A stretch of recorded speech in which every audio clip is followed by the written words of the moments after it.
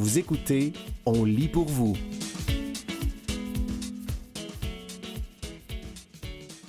On commence à peine à saisir les pièges de l'IA au travail. Un texte de Noam Schreiber du New York Times paru le 7 juillet 2026 dans la presse. Depuis un an ou deux, des entreprises ont commencé à utiliser des agents d'intelligence artificielle comme de véritables employés, allant même jusqu'à les inclure dans leur organigramme. Emma Wiles, professeure à l'Université de Boston, s'intéresse à l'impact de l'intelligence artificielle, IA, sur les travailleurs. Elle est tombée sur ce phénomène en octobre, lors d'une conférence où deux responsables des ressources humaines affirmaient que traiter les agents d'IA comme de vrais employés permettait d'augmenter la productivité et de donner une longueur d'avance aux entreprises. Mme Wiles et trois collaborateurs du Boston Consulting Group ont fouillé le sujet et découvert un problème. Dans une expérience impliquant des dizaines d'entreprises ayant des employés IA, les chercheurs ont constaté que les gestionnaires vérifiaient moins les documents quand on leur disait que c'était un employé IA qui en était l'auteur. Ils sont passés à côté d'erreurs que d'autres gestionnaires, auxquels on avait dit que le travail avait été réalisé par un humain, ont repéré. Pas mon problème. Mme Wiles a une hypothèse.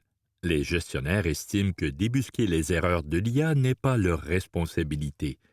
Si quelque chose tourne mal, c'est la faute de l'équipe technique ou des cadres qui ont décidé de faire entrer l'IA. Bref, ce n'est pas leur problème, résume-t-elle.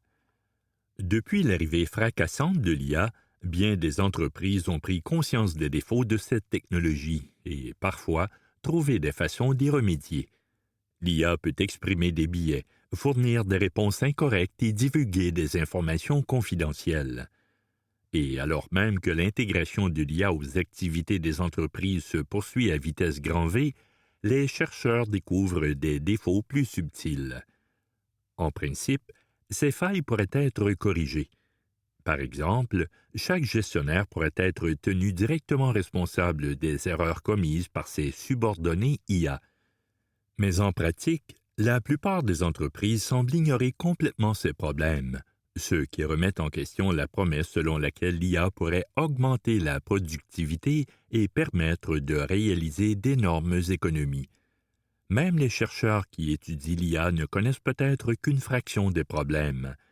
Il y a plein d'inconnus dont on ne soupçonne même pas l'existence, souligne Mme Wiles. L'IA a un biais pro-IA. Il existe un défaut bien documenté, mais sous-estimé, des modèles d'IA. Ils ont tendance à favoriser le travail produit par l'IA et à avoir une piètre opinion des textes écrits par des humains. Cela crée une forme potentiellement importante de biais implicite anti-humain, note un article de 2025 publié dans Proceedings of the National Academy of Sciences. Or, de nombreuses entreprises semblent ignorer ce problème ou ne pas avoir conscience des risques que cela peut supposer pour leurs activités. Un article plus récent a montré que les modèles d'IA utilisés pour évaluer les CV favorisent ceux qui ont été rédigés avec l'IA aux dépens de ceux rédigés entièrement par des humains. Il n'a pas manqué de faire réfléchir certains recruteurs. Ce n'est sans doute pas le seul problème que s'auto-infligent les entreprises trop pressées d'adopter l'IA, estime Jane Yi Yang, professeure en gestion des opérations à l'Université d'État de l'Ohio. Les gens se ruent sur les grands modèles de langage sans trop réfléchir aux conséquences et aux biais. Ainsi, certaines entreprises utilisent maintenant l'IA pour décider combien facturer un produit ou de l'endroit où ouvrir un nouveau point de vente. Des situations qui peuvent rapidement déraper. Les humains ont naturellement tendance à coopérer pour parvenir à une solution gagnant-gagnant. L'IA, elle, évalue les situations selon un mode plus froidement calculateur et rationnel, fondé sur la théorie des jeux. Elle pourra, par exemple, amener une entreprise à pratiquer des prix radicalement inférieurs à ceux de la concurrence au risque de déclencher une coûteuse guerre des prix. La plupart des grands modèles de langage que nous testons pensent que les êtres humains sont plus rationnels qu'ils ne le sont réellement, explique Jianan Xu, doctorant à l'Université du Maryland qui travaille avec Mme Zhang. Mais la réponse la plus rationnelle peut mener à une mauvaise situation pour tous. Selon Mme Wiles de l'Université de Boston, les lacunes ne sont pas nécessairement intrinsèques à la technologie, mais surviennent lorsque les humains l'adoptent sans prêter attention à ce qui pourrait mal tourner. Il a même son nom dans l'organigramme. Son équipe a sondé plus de 1000 gestionnaires. Un tiers ont déclaré que leurs organisations parlaient des agents d'IA comme de collègues ou employés. Un quart ont déclaré que leur employeur incluait des agents d'IA dans son organigramme. On l'appelle Scout, a dit un gestionnaire au sujet d'un employé IA. Dans les faits, c'est un membre au même niveau que le reste de mon équipe. Dans son expérience, l'équipe de Mme Wiles a donné à tous les gestionnaires participants 5 documents contenant des erreurs et leur a donné 20 minutes pour en réviser le plus possible. Dans certains cas, ils ont dit aux gestionnaires qu'un outil d'IA avait rédigé tel document et que tel autre document venait d'un humain. Globalement, la mention de la source des documents n'a pas fait beaucoup de différence dans la façon dont les gestionnaires les ont vérifiés. Mais dans les entreprises qui comptaient des employés IA dans leur organigramme, les gestionnaires ont repéré beaucoup moins d'erreurs lorsqu'on leur a dit qu'ils révisaient le travail d'un agent d'IA. Les gens qui gèrent des humains présument généralement que si un membre de mon équipe fait une erreur, c'est moi qui suis responsable, explique Mme Wiles. C'est pourquoi ils vérifient de près le travail de ses subordonnés. Les gestionnaires semblent aussi supposer qu'ils sont responsables du travail produit par un outil IA inanimé. Mais les gestionnaires des entreprises comptant des employés IA ne semblent pas ressentir la même responsabilité à l'égard du travail de ceux-ci. Sa conclusion, au cours des derniers siècles, les chercheurs et les dirigeants d'entreprises ont développé des pratiques fiables pour gérer les humains.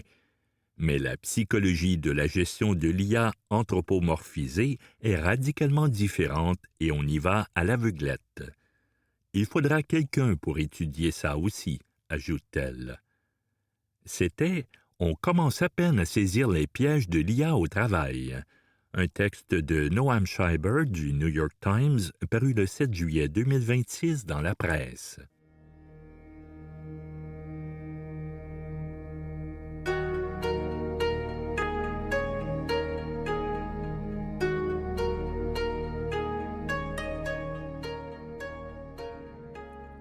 Tourner en rond dans les promesses du système de justice, un texte de Dominique Berner, paru le 18 mars 2026 dans les Cahiers Anne Hébert.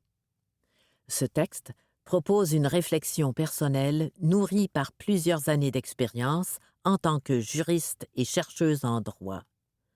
Le système de justice, dont la mission première est de protéger les victimes prises dans la spirale de la violence, oscille entre réussite et échec. Cette dualité, qui a des conséquences concrètes sur les personnes confrontées au système, est examinée à travers 3 promesses fondamentales du droit pénal: la punition proportionnelle, la protection et la binarité entre le bien et le mal. Depuis 20 ans, je suis le cycle suivant.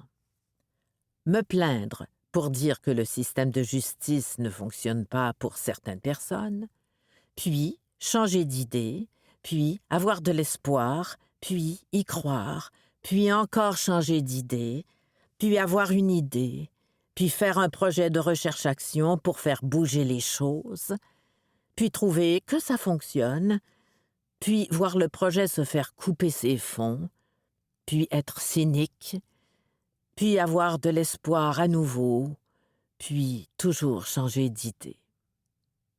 Puis tourner en rond, et tourner en rond, et tourner en rond.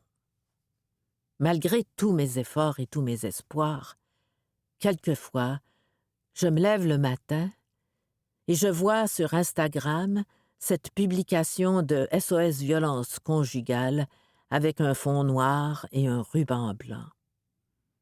Une autre femme morte, un autre féminicide, une autre que nous n'avons pas sauvée, que personne n'a sauvée, une autre qui a peut-être été échappée par le système de justice. Puis tourner en rond, tourner en rond, tourner en rond. La relation entre le système de justice et la violence faite aux femmes est empreinte de difficultés que l'on nomme souvent, mais qui restent difficiles à saisir ou expliquer, qui restent, surtout, difficiles à changer.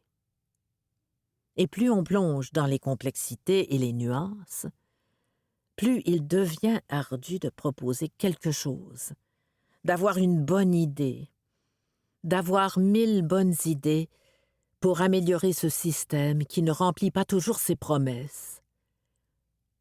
Dans les prochaines lignes, les fonctions du système de justice pénale et ses limites seront expliquées à partir de mon point de vue de chercheuse des tourbillons que j'ai rencontrés.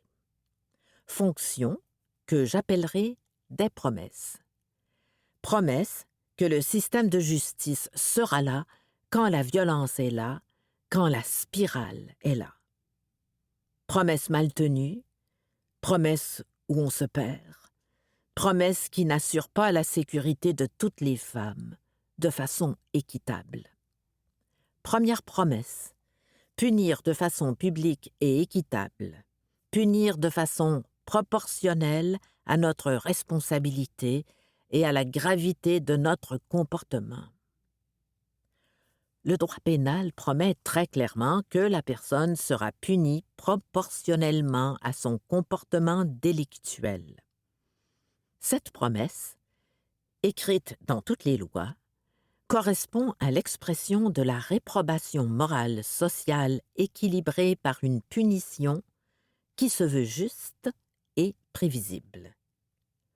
Quand j'ai commencé à faire de la recherche, je me suis d'abord intéressée aux personnes accusées, celles qui n'étaient pas très populaires.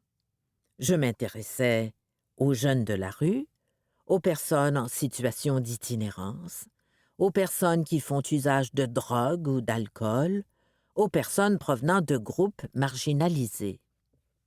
Ces personnes sont souvent, voire trop, punies par le système de justice, non seulement pour ce qu'elles ont fait, mais aussi, parfois, pour qui elles sont, en raison de biais conscients ou inconscients.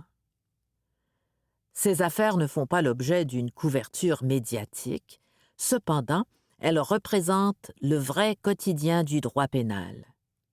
Pensons aux personnes itinérantes à qui on donne des contraventions pour occuper l'espace public. Pensons aux personnes qui consomment des drogues, qui se retrouvent régulièrement devant les tribunaux. Pensons aux personnes noires qu'on interpelle pour aucune raison, au volant de leur véhicule ou au coin de la rue.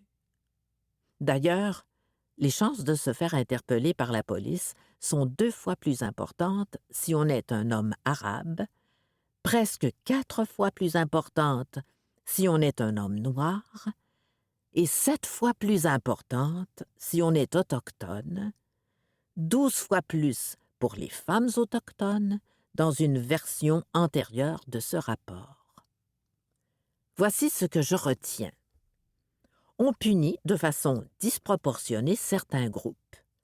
On punit les pauvres, on punit les personnes provenant de groupes marginalisés. On punit de façon disproportionnée ceux à qui nous n'arrivons pas à offrir de l'aide.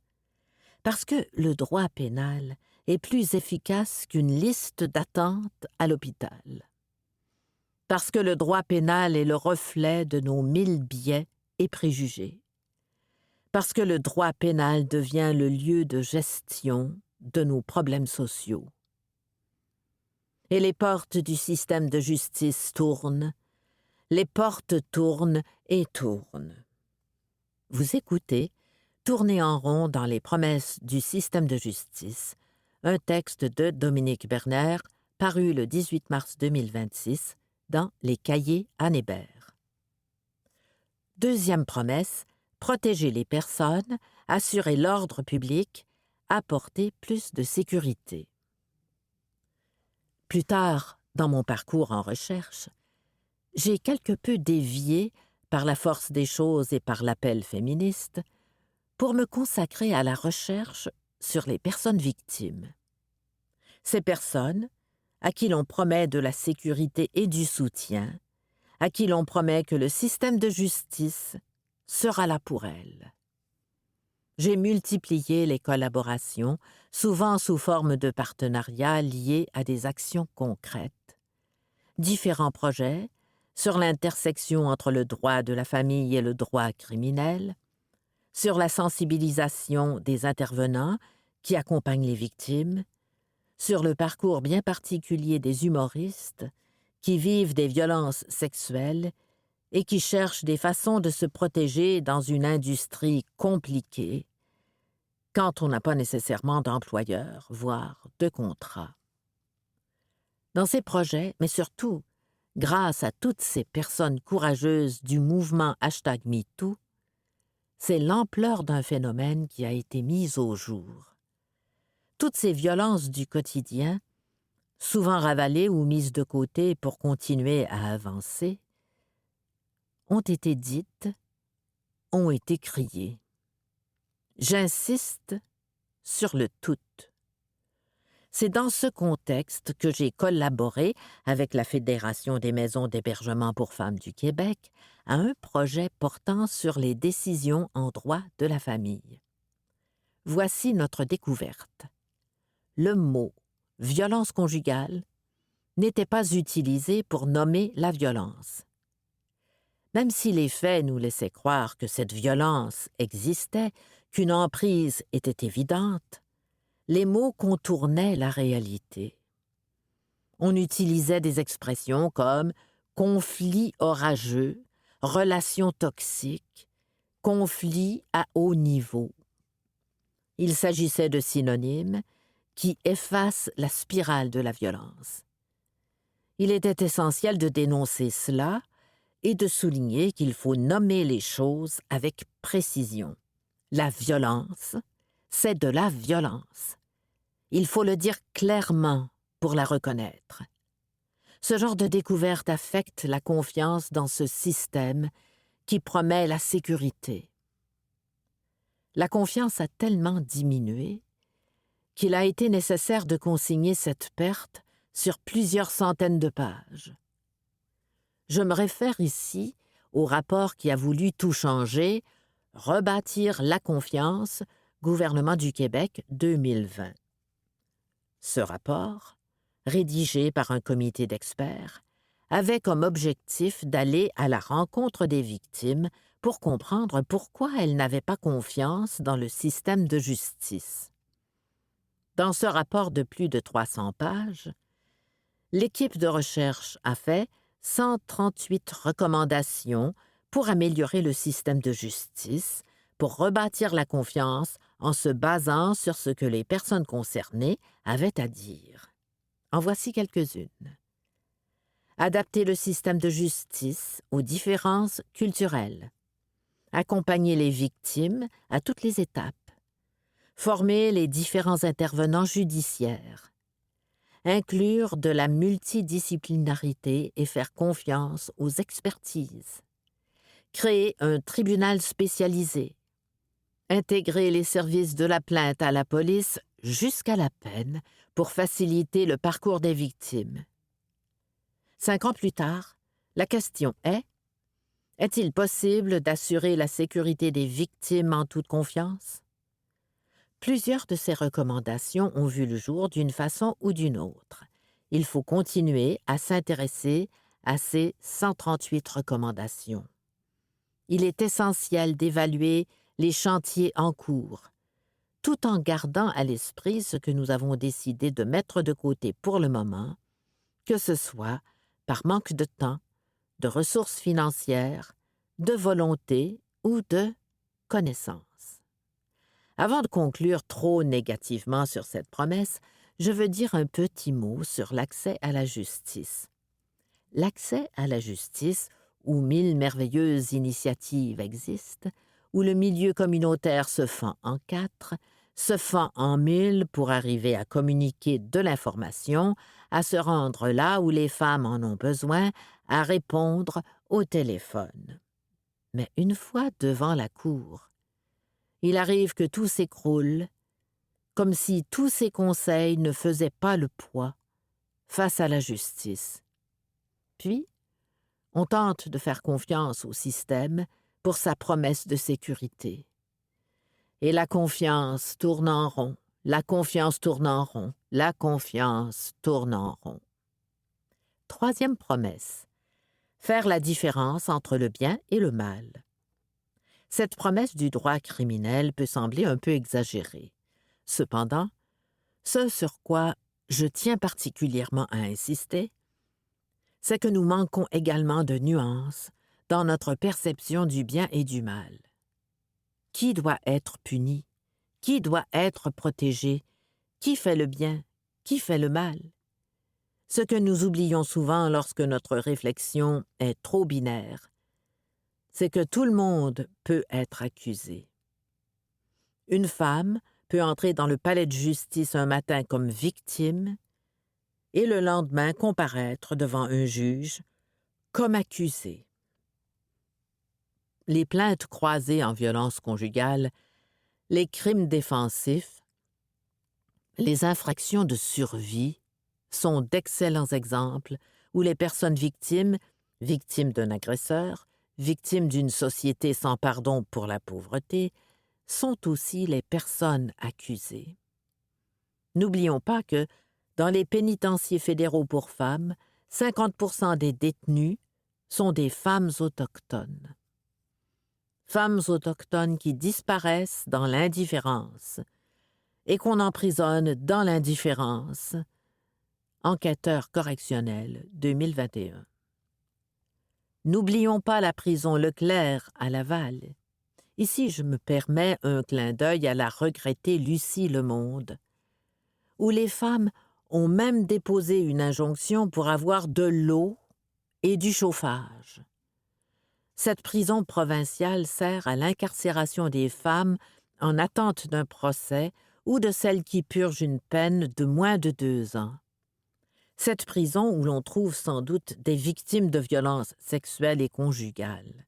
Cette prison dont on parle grâce aux ex-détenus qui se mobilisent et qui se battent pour celles qui y sont encore. N'oublions pas ces femmes migrantes qui ont été détenues. Les provinces se sont engagées à ne plus le faire pour le compte du gouvernement fédéral, mais, selon les médias, l'Ontario tarde toujours. Le bien et le mal, c'est compliqué. Le droit criminel n'est peut-être pas à même de remplir cette promesse où les nuances manquent de nuances. Punir le mal, c'est un filet avec de gros trous où le bien passe aussi. Et on tourne en rond dans la prison. On tourne en rond dans la prison, on tourne en rond dans la prison en regardant ceux qui n'y sont pas. Et maintenant, pour conclure, plus je tente de détricoter les fils, plus je les mêle, plus je tourne. Sur le plan théorique, il existe principalement 3 solutions.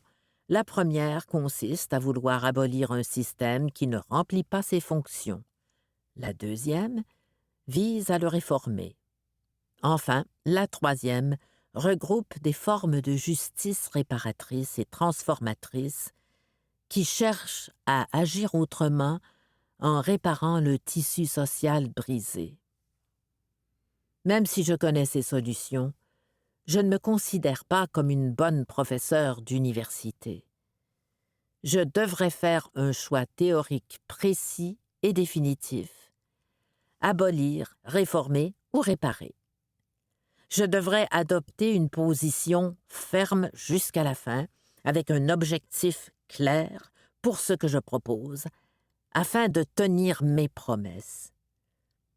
Mais toutes les nuances, toutes les complexités me confondent toujours plus.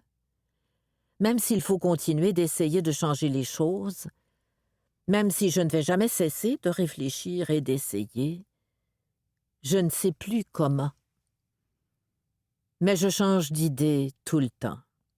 Abolir, réformer, réparer. Je ne sais plus. Je tourne, tu tournes, elle tourne. C'était Tourner en rond dans les promesses du système de justice, un texte de Dominique Berner, paru le 18 mars 2026 dans les cahiers Anne Hébert.